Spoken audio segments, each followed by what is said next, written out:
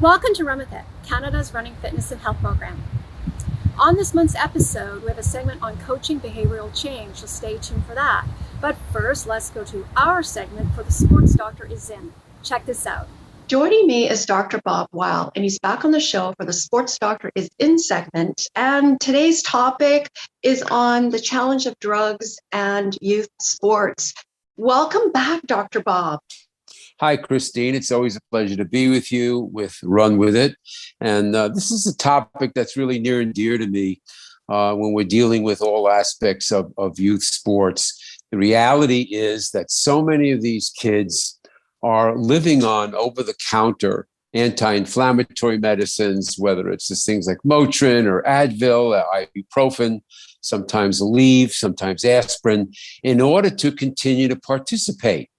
And many times we'll see that leads to all sorts of problems regarding the injury getting worse, regarding the pressure to play. And this is one of the big points of the whole topic, where we see this parental or coach pressure to continue to play. You might lose your spot on the starting lineup. You might see that you've missed one of the tournament games. And this has led to all sorts of different problems. So this is why we tell parents all the time, if you're using medicine to stay in the game, you're over the line. You got to identify what the problem or injury is. You have to initiate some treatment. Again, in sports podiatry, we might be dealing with a foot ankle, a lower leg, shin splints, knee trouble, these kinds of things. And it's not necessarily only for kids. You know, when we're talking with your audience and we're talking with adult runners and we're talking, Christine, with you, a serious competitor, someone who runs 50 miles a week, a lot of times we run into the same challenges. Dr. Weil, if I don't take 2 Advil 2-3 times a day, my Achilles tendons hurt or my plantar fasciitis hurts. So it's a good rule to follow, which is you need to back off, identify the problem, and then deal with it. And intelligent rest, another one of my famous 2-worders, is one of the most important things. It's about raising awareness, and education is important for coaches, parents, and for, runners like myself, is that it's okay to take a time off for some minor pain. But if something else is going on, you're running through the pain because you want to compete or you feel that pressure, then it's about raising awareness, right, Dr. Bob? Absolutely. And again, it's something where there's nothing wrong. And many times we're supervising somebody. We use a lot of over-the-counter anti-inflammatories. The nightmare with painkillers, that is an international scourge. It's a real, also United States scourge with the opioids and the painkillers, with the addictions and all of these concerns and the overdoses. It's a nightmare. It actually also involved the changing of the term performance-enhancing drugs on the Sports Doctor to what I call performance-surviving drugs. This is where so many of the painkillers become involved, or the anti-inflammatories, in order to be able to stay active. So again, like you hit the nail on the head, awareness, education is a very, very big deal. And again, when you're the parent of a young boy or girl, they're playing in whatever their particular sport is, Dr. Weil, if my daughter doesn't take 2 Advil twice a day, she can't continue playing soccer 4 or 5 days a week. Her heels are hurting her, or her ankles are hurting her. So many times we then will get into this particular topic involving identify the problem, consider some intelligent rest, back off. At the very least, don't push through, because when these situations become persistent or chronic, we start running into some real problems where somebody just can't get back on the road and run their 5, 7, 8 miles a day unless they're taking some sort of anti-inflammatory medicine, and it's just not good. No, and your article in MVP Parent is it's a great read. So if people want to check out your article, where can they go? Yes, mvpparent This is a very exciting quarterly magazine, Christine. I have a column in it that's named along with our column with you. The Sports Doctor is in. And the publisher, Rich Dubin, who has been involved in biomechanics and sports publishing for decades, they just celebrated their 12th anniversary with their Lower Extremity Review magazine. And he's a sports dad. And he got very, very involved. An MVP Parent Magazine deals with evidence-based information, just like Lower Extremity Review.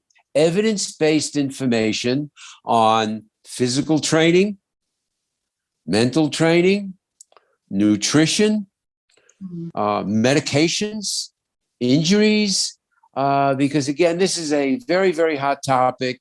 And again, the only concern I have with my co-authored book, hashtag Hey Sports Parents, is how many sports grandparents have been talking to me that we have to add it to the title of the sequel, because there's so many grandparents who are, grandparents are younger and younger all the time. It's pretty amazing. So awareness, education, paying attention. Again, if you're dealing with injuries that are either recurrent or persistent, number one, pay attention to the relationship of foot mechanics. Half the young girls we see in sports podiatry are knee problems. So you want to talk to your doctor. You want to talk to your physical therapist, your personal trainer, to be able to identify, what am I dealing with here? What's my son or daughter dealing with? What can we do to prevent its recurrence? And then get into this whole situation. We don't want to rely on over-the-counter medicines to stay in the game. Not smart. Yes. And doctor, to listen to your show, where can people go? My website is the best information portal, sportsdoctorradio.com. If you go over to radio shows, you can go back years.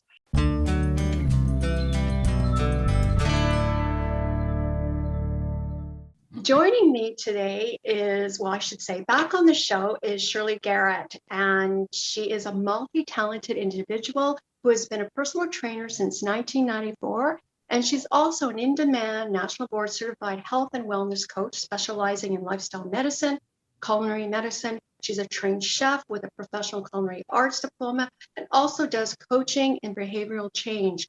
Joining her today is Dr. Owen Garrett, who received his PhD in 1992 in psychology at the University of Western Ontario. Since 2008, he has worked in his private practice called Active Insights Healthcare.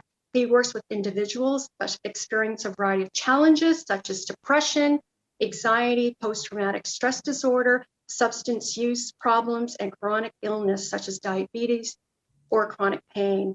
Welcome both to the show, Dr. Garrett and Shirley. Thank you very much. Nice to be here. Yeah, so we're talking about coaching for behavioral change. Tell us your role and what are the areas that you focus on? Well, go ahead.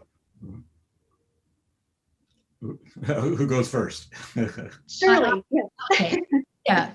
What is coaching for behavior change? I would say coaching is a supportive and structured collaboration between the client or participant and the coach to help the client achieve long-term sustained behavior change. And I know we've talked a lot about lifestyle medicine, and I do specialize in that. And the bottom line in the context of lifestyle medicine, I like to quote, to change your life, change your lifestyle. And that's how a health and wellness coach can help. Now, is coaching the same as counseling or therapy? There are some similarities, but there are also obviously some very important differences as well.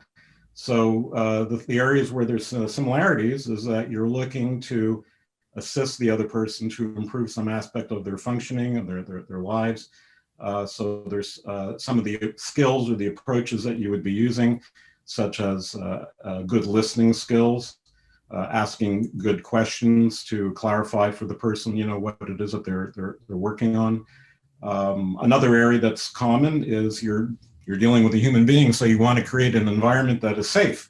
You want a trusting environment where people feel that it's okay to talk about whatever it is that's important to talk about. So those are some of the similarities. The differences, very important, is that usually in therapy, you're dealing with a person who is experiencing some difficulty of one sort or another, emotional difficulty, thinking difficulty, maybe they've suffered trauma. So there's been something usually in their past, in their history, which is causing a difficulty for them in the present moment. So the purpose of therapy is to help them to resolve those issues so that they can live more successfully, more happily in the present, and move on to the future. Coaching is going to be more present, starts off more present focused, so that you're looking to where the person is currently functioning, and then also looking to see what kinds of things are they interested in moving towards in the future, and kind of building sort of a behavioral bridge, or that's the way I like to think about it, between where they are currently and where they'd like to go into the future. Yes, and I mean, so what questions do you often get asked, Dr. Garrett? Well, as a therapist, I mean that's where most of my work is that people will explain to me where their current difficulties are, and oftentimes there's a bit of mystery. They're very worried, of course. Things aren't working well for them. Their ability to sort of think clearly about what they're dealing with may not be at their best. And so on. So it's like, help me to understand, why am I the way that I am? So that's usually a good starting point, and that's where the beginning of focusing on the past is a little bit helpful, because well, first you do want to get a good sense of where they are in the present moment, what's working for them, what's not working for them, but then you sort of want to get a little bit more of their history to see where was the development of some of these issues. And when you actually work with a person to help them to tell their story about how things were for them, growing up in the family or previous work experiences, they usually start to appreciate and understand why their current difficulties actually have developed. So it takes some of the mystery out of, and with that, it takes some of the worry out of why they are the way they are now. It's no longer that much of a mystery. Mm. Well, I have question. I don't like being told what to do, and if I try the advice someone gives me, I rarely stick to it for more than 3 weeks. Then back to my old habits. Like, how does one start and keep going? And what would you recommend for both of you? This question. Yeah. Owen, go ahead. Yeah. Well, I guess the first thing, and everyone's kind of had this experience, but if you were going into a room and you had a person standing in back of you, and they put their hands on your back and they started pushing you into the room, saying, "Go into the room, go into the room," probably you're going to lean back and you're going to resist. But if they got in front of you and they said, "Come on in, it's really nice in here. Why don't you come in and see for yourself what a great spot this is?" you might find it a little bit easier to do that behavior change and go into the room. So the first thing I talk to people about is it's the approach towards the behavior change. And I like to work with it as an invitational approach. You're sort of inviting the person into the change. And for that to happen, you have to find out more about what interests them. What are their values? What's the meaning? What do they hope to get out of it? So you're creating sort of an invitational context. And that means that the motivation to change is actually, you're sort of drawing the motivation to change from them. So instead of applying pressure on them to get to change, you're actually just creating an environment which invites them to move forward. Yes, and you talked about being safe, right, is really important, to start with. If the person feels safe and they feel they can, generally speaking, make that change. And behavior change is invites uncertainty, right? If I'm going to be, you're going to want me to go from here to there, and I've never been there before, kind of thing. It's like it can be a bit scary for people. So that has to be respected in terms of what this is all about. Excellent. Shirley, would you like to add? Well, I will just add from the exercise and fitness perspective, I do often see clients who tell me they're here to lose weight, or it's usually weight loss, not so much strength, because my spouse or my parent or my my grown children tell me I need to exercise. So again, they're going into an unfamiliar area that they're not doing of their own volition necessarily, although they may agree that it will be helpful to them to lose the weight, for example. So again, the invitational approach is a little bit better than the pushing them into the room. So often they'll say, I hate exercise. What should I do? And so I like to reframe it into activity. What kind of activities do you like to do? What do you enjoy doing? And when you take away the visions in their head about the gym and the weightlifting or whatever they may be envisioning, and you ask them to choose something that's an activity and call it activity rather than exercise, you can usually find that they go, well, I don't mind walking my neighbor's dog, and I enjoy yard work in the fall. I really have fun raking the leaves and watching my kids play in the piles of leaves. So when it starts to look inviting, and exactly what Dr. Garrett said is usually a better approach. Yeah, so I mean, it's like how you say it too, right? It's like exercise turning into an activity. It's or saying activity rather, but it's like, so what would you recommend for someone to start? Like, how should one start? If they want to come and see you, where can they go? Are you talking about contacting me specifically? Yes, you both. Yes. Okay. Well, if they wanted to see me and set up a meeting either virtually or in person, I can be reached for an appointment set up at my website, and my email address is attached to my website. The website is proactivehealthcoach.com with no spaces or hyphens. And my email address is Shirley, SHIRLEY, at proactivehealthcoach.com. Dr. Garrett? Yeah. People can go to the website, activeinsights.ca. That's just the website. It has all the information and how to contact me, and it gives a little bit more information about the nature of the practice and so on. And I like the company, Active Insights.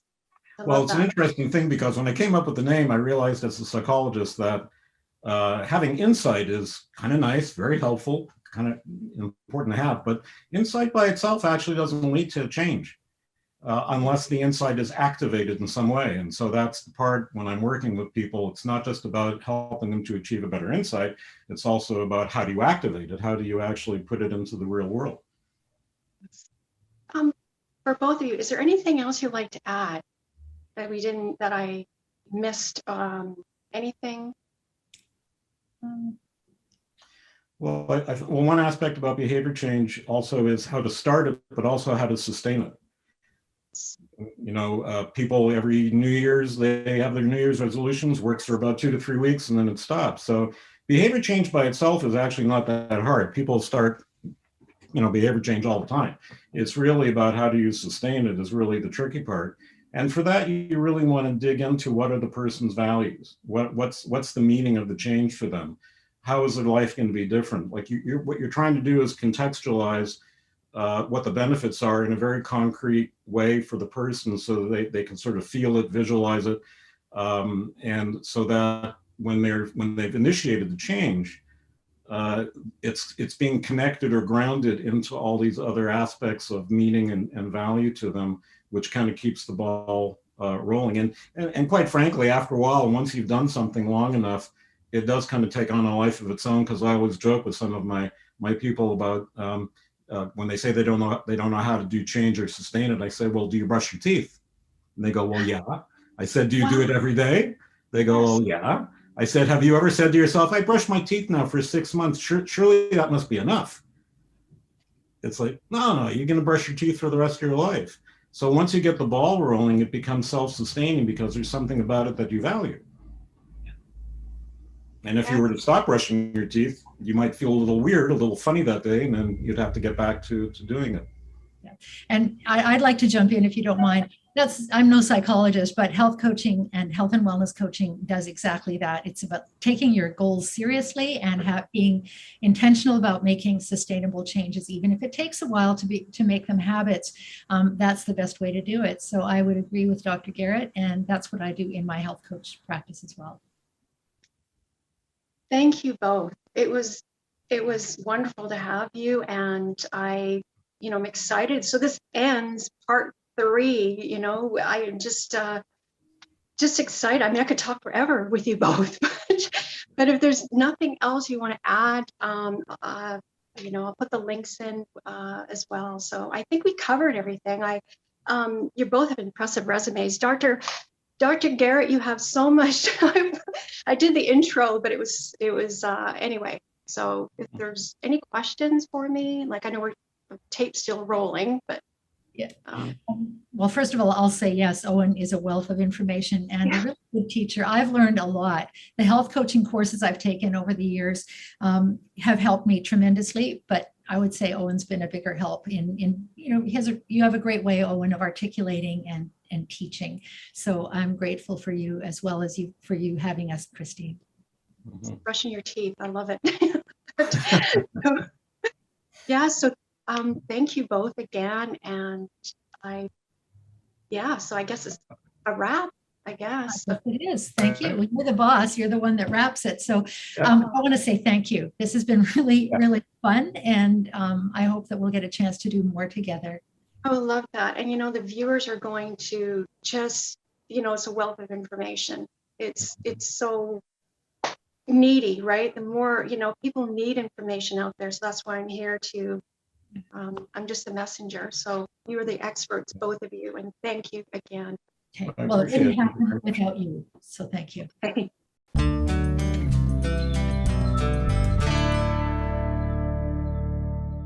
Thanks for watching. If you have a question or comment about today's episode, go to our website, runwithit.ca.